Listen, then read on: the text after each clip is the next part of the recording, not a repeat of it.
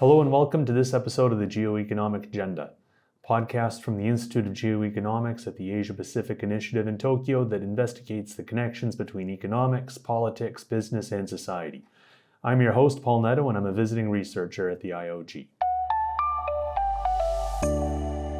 Today I'm sitting down with Dr. Kai Andrejewski. He's the senior partner at Agora Strategies in Munich, and we're going to talk about Germany's relationship with geoeconomics. Dr. Andrejewski, thank you very much for joining us today. Thank you, Paul. Pleasure that you have me. So let's sort of begin at the broadest level of all. Can you describe Germany's relationship with geoeconomics? What are its capacities? What's been its interest in these space? How has it leveraged its tools in these areas to achieve its, geopolitical ends? It's actually a twofold situation which you always have to look at when you want to understand Germany in that perspective. First of all, Germany actually is the role model of a country. There are a couple of others who are really interconnected in a global world. When you look at the situation of our country here, the global market is clearly determining the German industry, be it as an industrial producer, be it a country which is sourcing energy and all the raw materials globally and producing it, not only in Germany, but around the world. And also, on the other hand, really offering all our services and our goods on global markets. That's the one thing. So you would actually expect to see a country which is really on top of geoeconomics discussion, and it should have an utmost importance. But it's actually a little bit the other way around. Germany is, of course, deeply integrated in the European Union and clearly one of the driving forces within the European Union, and also following all the geopolitical agenda which is set by the Union, which on the other hand is not the strongest one if you compare to other countries. So there's a certain kind of mismatch. On the other hand, economically, a really global country. But when you look at the willingness and also the scale of capabilities when it comes to geoeconomics, it is beginning. I think the last years, and especially the last half year, really have changed things, but that's a little bit the starting point, I would say. So let's build our way towards the German election. And you sort of touched on this a little bit, but I'd like you to unpack it a little as well. What matters more for shaping German strategy in this space? Is it domestic politics, or is it more the international context? German elections are, in the first place, about domestic issues. That was clearly the key driver in the election was migration. Even though Germany was in an economic slump and still is in an economic slump, we are in a recession mode since a couple of quarters. That was not really the subject of the election. And you had a very heated discussion, especially when it comes to the way how you read migration, how that is a benefit or a stretch for society. You had, on the one hand, the hard right, AfD, who was pushing the issue since the last 1.5 decades. And they clearly gained with above 20% a major stake in the new parliament. But you also had on the left two parties who had a very different approach towards migration. That was on the one hand Die Linke, who is pro-migration, and then you have the BSV, which is a certain kind of left-right nationalized spring off by a popular politician. And that was really dominating the discussion. The bigger picture was not really part of the election and of the campaigns. And that is mirroring a little bit what we have seen in my first answer. The global perspective is not really in the discussion and is not really determining elections right now. So it might not be determining elections, but are the parties thinking about this very much? Because, especially following Russia's invasion of Ukraine and the, various sanctions and controls that have been implemented in response to that, never mind, the whole energy issue connected to the invasion. I think an outsider who thinks about these things would sort of be a little bit surprised to see that geoeconomics would not enter the picture at all. I mean, it makes sense for voters, of course, because, okay. But for the parties themselves, is this something that's on their radar generally, or is this new to them? Definitely. And here, when you go into the landscape, the German political landscape has On the one hand, the Christian Democrats, who are now the strongest party in the parliament with roughly 30% of the vote. CDU, which is most likely having the new chancellor with Friedrich Merz, clearly has a geopolitical agenda. When you look at the history of this party, clearly a transatlanticist approach on the one hand, but also a reliable partner in the international context. And you clearly can see here now an agenda, when you look at the discussions which they're having right now regarding forming the government, how to position Germany in the future. And you see new behavior, clearly a more independent Europe, not only in the economic part with the EU, but also on the defense part. So there is a clear agenda here. When you look at the second partner of the expectable government, the Social Democrats, who were leading the last government under Scholz, the SPD has a certain kind of history of being the party of the so-called Ostpolitik, which means opening up Europe to the Eastern Bloc.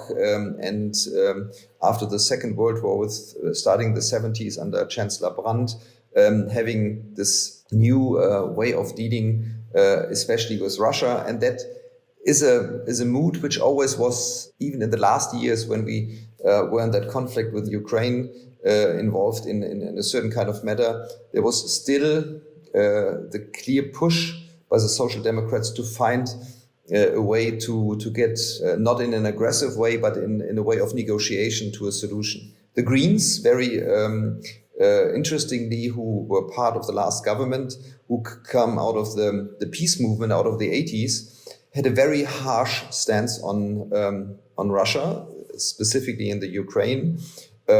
Even there were people saying, okay, you switched from peaceniks to warmongers. That's a little bit exaggerated on the one hand, but clearly a strong stance here. And that is, I think, the combining theme which you will expect in the German environment, that there's a support for Ukraine. I think that's consent without the hard right, but for all the other parties on the political basis, but also on the financial basis, clearly driven. Germans are always a little bit pulled back because of the history of the Second World War to have a leading role on that endeavors on the European level. But clearly you see that Merz is aligning with Macron and with Starmer, especially with Macron. He searched for closeness in the last weeks here to define a new political agenda, which is more French, which meaning more European-centered and less American transatlanticist, as it always was. Yeah? So that's actually the biggest change we see right now, that a possible CDU chancellor, who was by definition the transatlanticist, is now more this European-French model, have a closer relationship to this one, and is putting this on the agenda. So that's a very complicated mix you just described, because not only do you have to consider the internal coalition building, but you also have to consider, the broader EU context as well.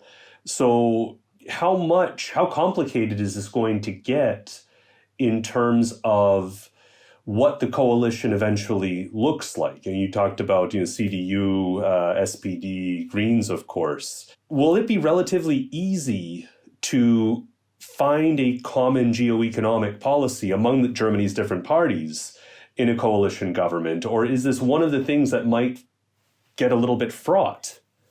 You're touching a very good point, because right now the CDU and the Social Democrats are negotiating the coalition. That will take a couple of days. But for German circumstances, they're really speeding up because they know things are pressuring. So I would expect in the next 2 or 3 weeks that things come to a close and that we will have a government.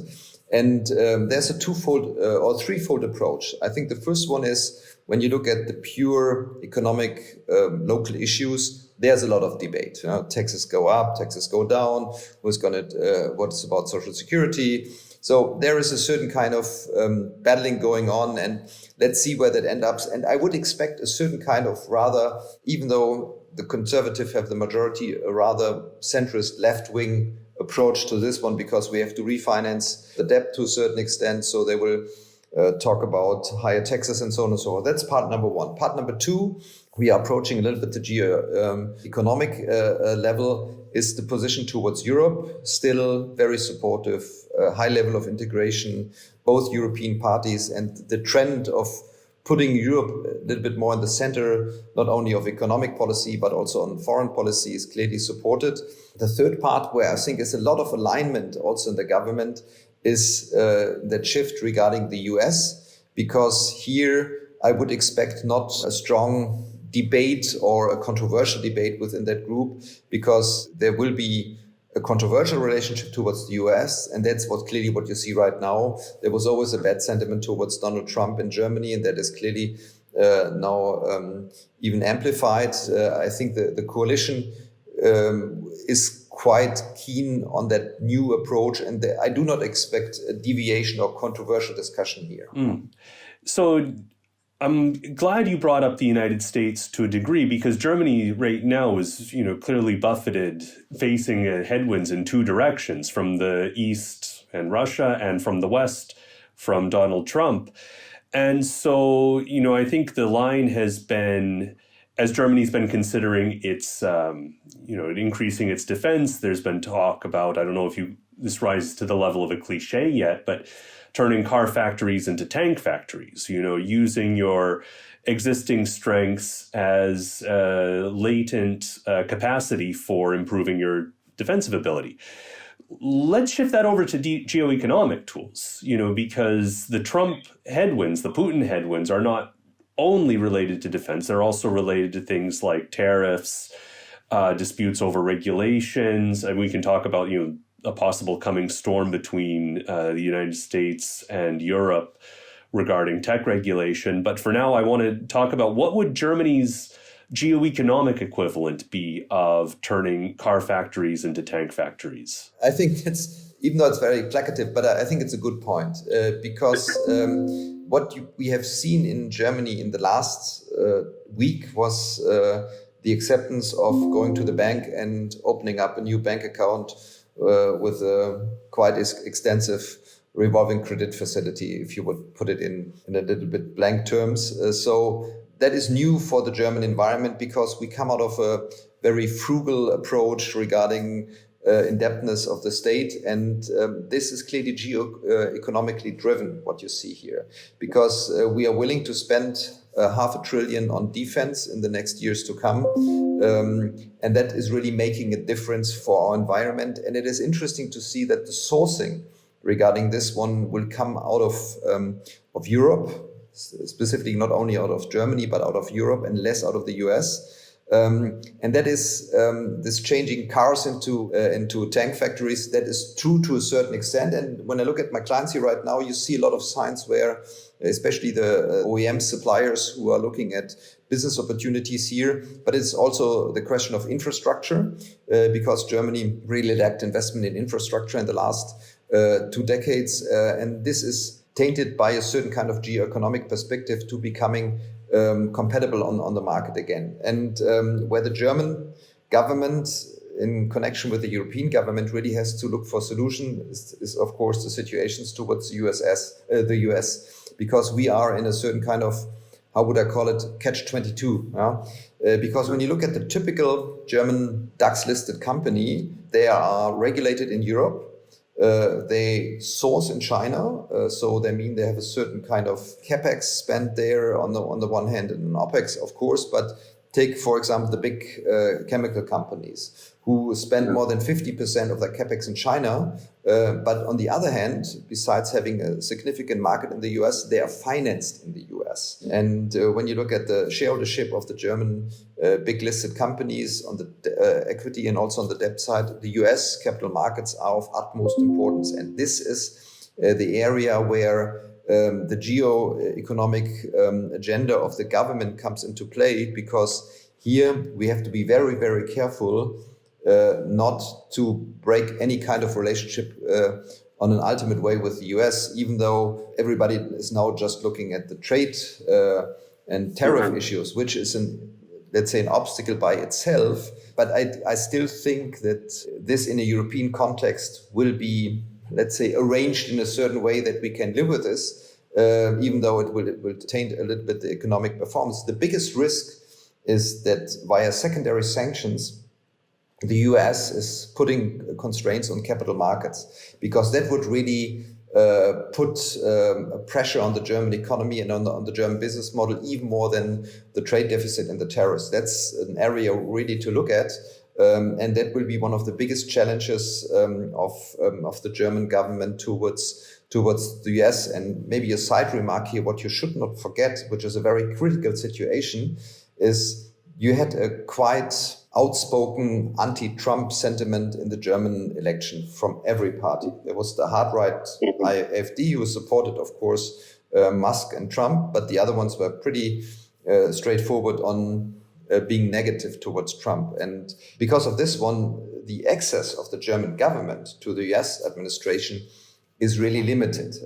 And when you see there are only one or two persons in the upcoming German government who have a certain kind of durable relationship towards leading figures in the Trump administration, this is the biggest challenge for the chancellor, who by definition is a transatlanticist and has a very durable network in the US, but clearly not towards the Trump administration. It's interesting that you said that Europe, Germany, needs to be very careful not to break too much with the United States. And I think you have a point, but the problem is my concern is that Trump may want to break with Europe and Germany. Is that a risk? And how much is the government, is Brussels, are companies bracing, trying to prevent something like that? Because I'll tell you, I'm sitting in Tokyo right now, and the same conversation is everywhere. It is a big risk. And when you look at the specific behavior of the Trump administration, it has different levels. I think there is the systematic belief regarding tariffs, which is new in the consequence in the way how it is played in contrast to Trump number one administration. And this is, in my eyes, a European issue to be dealt with. Because here there's the biggest power of the union as being one market, and they can behave as one market. So that is, of course, an obstacle where I still think there is a certain kind of leverage on the EU side that will help us. The second thing, which seems to be a little bit softer, but Trump really is not fond of Germany.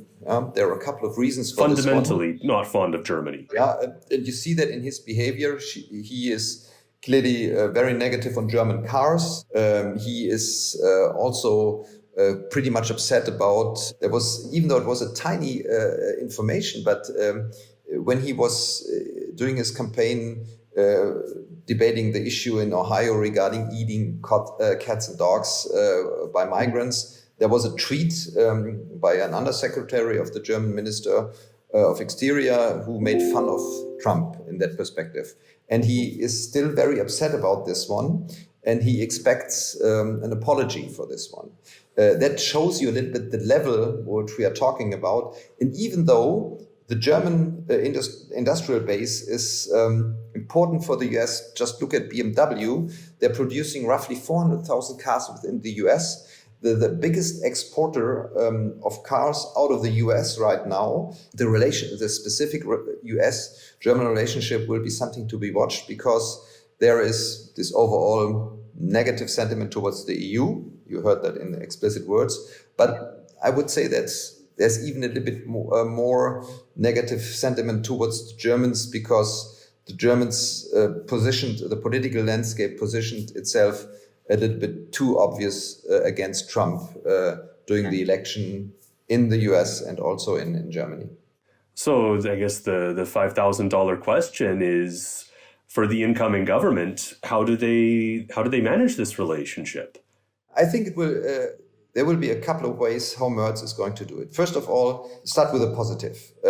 He was chairman of the Atlantikbrücke for a couple of years, and he was the chairman of the European branch of BlackRock, and he really has a durable network in the US. He's very positive towards the US, and he will really use this network to come through the door, because when I talked to a lot of American businessmen and senators during the Munich Security Conference, and you clearly can see, especially in the Republican camp, there's a deep convincing about the way Trump does things, but nevertheless, there's also let's say, affiliation towards Germany, which is Merz also having the other way around. So this is part number one he will use. Part number two, I think he has to play the European approach in a smart way. On the one hand, pressure a little bit the US, but not overdoing it. I think that will be his second approach. And the third one is they have to come up with something new, in quotes, how to approach to the Trump administration. And they're doing this one. There's one, for example, one figure in government, Jens Spahn, who was the Minister of Health in the past, who is probably going to be the leader of the party in the parliament or becoming an important post in the cabinet. He's having durable relationship towards the Trump administration, and he will play a bigger role, and they will use that as well. I think these are the three areas where he is going to push, and he has to, because that brings us to the first question we had. Germany as globalized player from the economic side. And when you say that to German politicians, they do not like it so much. We were not so keen about geoeconomics and geopolitics in the past because we said, there's a rules-based order and we can do our business. But the rules-based order is not in place anymore. And it's not just in the fact that the WTO, for example, is not as functioning as it was before. It's also when it comes to the transactional basis, things are now defined in a new way. You see parties are behaving in a different way. And because of this one, you have to grow up to a certain extent. And that's, I think, the biggest challenge of the administration of Merz. And maybe one last side remark here. When you look at the attitude of Merz towards internal issues, take, for example, taxation, he's willing to give a lot away on the one hand. When you look at his foreign policy agenda, and he made a speech 3 or 4 weeks in front of the election where he set out his geopolitical agenda. He clearly was focusing on making Europe, putting Europe on the next level. And this fits a little bit to the European trend right now. You have a German head of the Commission with Ursula von der Leyen, which gives a certain kind of opportunity to drive an agenda also from the German and the French side, because Macron is also quite close to her. But on the other hand, which is also important, that you have right now in Europe 16 governments which are run by the conservative parties, by the EVP, and that gives also a certain kind of push to have an aligned European policy, and that's what probably Merz is going to look for. You kind of already answered my final question, because I was going to ask about the rules-based order, and I was going to ask how much can a rules-based order be maintained when the largest economy in that order, the United States, is fairly. How do I put this delicately enough? It's turning illiberal. I'll be frank about it. And you seem to say oh no, it's already over. So I guess I'll put you on the spot with that. Is it over? The reason I'll put you on the spot is because I think there is still interest, and I say this, as someone who's sitting now in Tokyo, who has been very active in trying to maintain degrees of liberalization, of rules-based economic governance, and Japan, I think, would obviously, I think, look towards Europe as a potential counterpart in those efforts. Is that a fair expectation, or is Europe also turning you said behaviors are changing, attitudes are changing? Does Germany and Europe still believe that a rules-based order can be salvaged, or is it moving on, thinking that ship has sailed? No, I think Germany, I say that as a businessman and as a citizen, is clearly convinced that when you look at the relationship between legality and legitimacy, I think the basic convincing is that the legal order is going to be followed. And just to define a behavior because you think it's legitimate for what reasons soever, that's what the US is doing right now on a stronger base. That's clearly not German, and I also think that's not European. And if I try to give it a very positive spin, there's a huge opportunity in this perspective, because when you abandon a rules-based order to a broader extent, you start becoming dysfunction on the long run. When you just base your economic system on power, and if you put geopolitics and economics in that perspective together, that you define your economical procedure not on a somewhat rules-based proceeding, the other one just on a power-based geopolitical agenda, that will not work on the long run. And this is the biggest opportunity of Europe.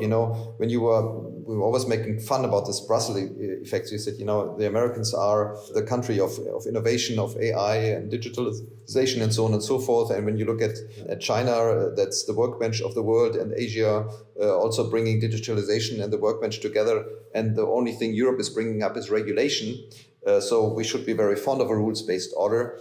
When you look at the new agenda of the EU, they want to scale it down, of course, but I think we clearly supportive of that approach. And there's this Latin saying, pacta sunt servanda, if there's a contract, you will follow the contract. And I think that's the basic understanding of doing business. And I personally think, and you can see that already, that has positive repercussions, because when people can trust you, they treat you otherwise in a business relationship, in contrast when they do not trust you. And you also see that which is, I think, a very interesting area to watch is academia. Because in Munich, we have I'm located in Munich, a quite interesting development.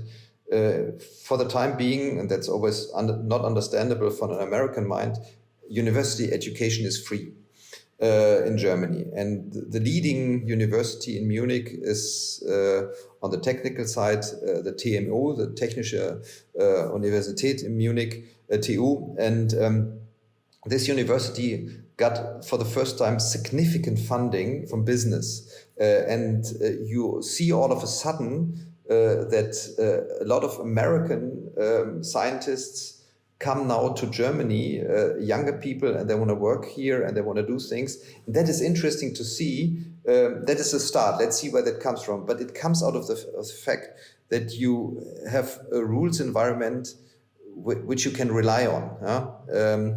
And so I think if you scale that a little bit down on the European area and leaving bureaucracy, put it a little bit to a lower level, but having this basic concept, I think Germany will not change, and Europe not in that perspective. So I'm still very positive in that regard. I think the biggest risk for the time being are capital markets.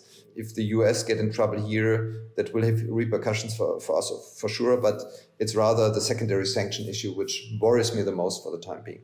Okay. Could you maybe, as a final observation, unpack those concerns a little bit for our listeners? For the secondary sanctions? For the secondary sanctions, capital markets. Yeah. I think here the big risk is the access towards debt and equity markets can be restricted pretty quickly. For example, when you take, I just mentioned BMW, who is producing cars in the US, and BMW has a lot of sub-suppliers who are using parts in the cars which have been developed in China, for example. And if the US decides via secondary sanctions that all these suppliers are not allowed to do business in the US anymore, is one thing. There are probably ways to get around this one. But if they decide that companies who are doing something in China, and that's specific for German industrial companies, do not have an access to US capital markets on the debt and on the equity side, they have significant issues. And here, it's also coming back to the regulatory part and the rules-based order. The European regulation still defines what kind of businesses you are allowed to do, especially under the Green Deal and the taxonomy. And the US is going in completely different directions. So that is the biggest risk, that there is a harsh reaction by the US saying, if you do an ESG compliant business, if you do a China business, or so on and so forth, we will give you secondary sanction and you do not have access to capital markets, be it on a formal or even on a factual way. And that is the biggest risk I see. Okay. On that note, I suppose we'll leave it there. And there's obviously plenty to watch. And you've given us a lot to think about, certainly. So Dr. Kai Andrejewski, thank you very much again for joining us. Oh, thanks. It was a pleasure to talk to you, and hope to keep in touch. This is the Geoeconomics Agenda with Paul Nadeau. Finally, intellectual property, things like patents, copyrights, trade secrets, and trademarks, is a type of property designation that's designed to protect creations of the human intellect the way regular property rights protect things like land and other physical things. Because of its role in incentivizing innovation, protecting intellectual property is one of the main priorities for countries with key innovations. The possible theft of intellectual property is an accusation that's not thrown around lightly, while countries and firms that are looking for a quick and not entirely legal boost often have no problem trying to steal it. And there might be few cases as noteworthy as that of Francis Cabot Lowell. Lowell was a Massachusetts merchant in the early 1800s, but his business was heavily impacted by the embargo of 1807, which closed off trade with the United Kingdom, the most important trading partner for the early United States, particularly for manufactured goods and finished goods. The lesson Lowell took from the experience was that the United States needed a domestic manufacturing capability to become truly independent from the United Kingdom. So he and his family went to the UK for a 2-year stay, where he visited the textile mills of Scotland and Manchester. He wasn't allowed to buy drawings or make diagrams of the mills, since his luggage would be searched on his return to the United States while customs agents looked for contraband. So Lowell did the only thing he could do. He memorized the design. Not just the mills themselves, but the spinning and weaving machines, the power loom, everything. And all without writing any of it down. When he got back to Massachusetts, he and some partners established the Boston Manufacturing Company in Waltham on the Charles River. And when that mill reached capacity, they moved north to a new location on the Merrimack River and named their new mill town Lowell, after their founder, which became the heart of New England's textile manufacturing industry. Thankfully, today, it's much easier to negotiate intellectual property rights than to memorize and steal it. That's all for this episode, but stay tuned for more on the way. Until then, we want to talk about what you want to hear about, as well as take your questions for our show, so send us an email at geoeconomicagenda@ihj.global. Be sure to like, rate, subscribe wherever you get your podcasts, tell your friends, and most of all, keep listening. Thanks for joining us. Thanks to the team at API for making this happen, and we'll talk to you next time.